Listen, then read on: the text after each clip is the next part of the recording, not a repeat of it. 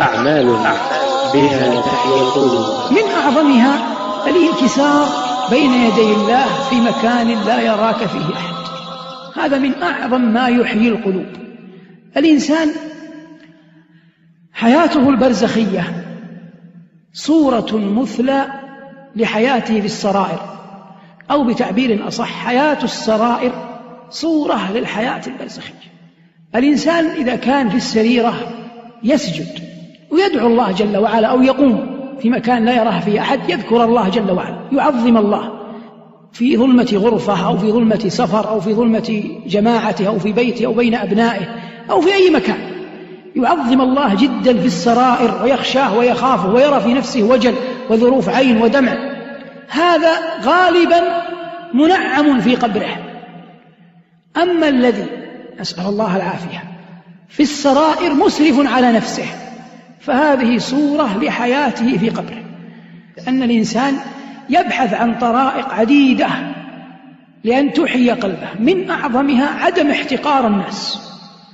وأكثر من يتأمل الناس يجد فيهم حفظاء فقهاء منفقين، لكن والعياذ بالله يجد في نفسه علوا على الغير.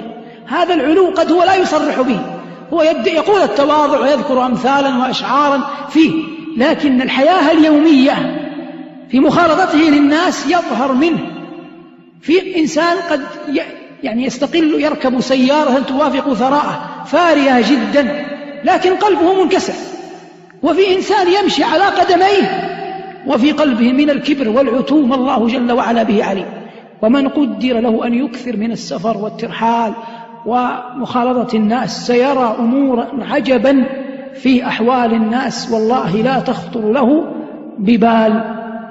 أنا كنت ذات يوم في فندق قبل أسبوعين في الرياض، وفي الفندق أحد ما أدري لهم اسم كذا الذين يحرسون الفنادق، فهو يلبس بنطال ومصفف شعره وحليق اللحية، لو قيل لك تزكيه طرفة عين في هيئته لا تزكيه. فتأخرت في النزول لصلاة الفجر في ذاك اليوم في مصلى الفندق، فلما نزلت وجدت بعض من نزل من أهل الفندق قد سبقني إلى المصلى ولله الحمد وأقاموا الصلاة وصلوا، وكان أكثرهم الذين نزلوا غير سعوديين فقدموا هذا لأنه سعودي. فوالله كان يقرأ قراءة صحيحة ويغالب البكاء ثم سلم، فلولا أنك رأيت هذا بعينك لا تكاد تصدق. فقد يكون ثمة عوائق حالت بينه وبين أن يصلح مظهره وما زال باقيا على إصلاح جوهره، وثمة أناس قد يعانون على إصلاح الظاهر ولم يعانوا بعد على إصلاح الباطن. والله لما ذكر يوم القيامة قال يوم تبلى السرائر، فالمحك عند الله جل وعلا وحده سريرة الإنسان. ولذلك الناس تبالغ في مدح زيد أو عمرو، فلان بكاء، فلان واعظ، فلان فقيه، فلان تالي، فلان قارئ، فلان خطيب، فلان مفوه، فلان يرقق، فلان، ولا يعلمون شيئا عن سريرته.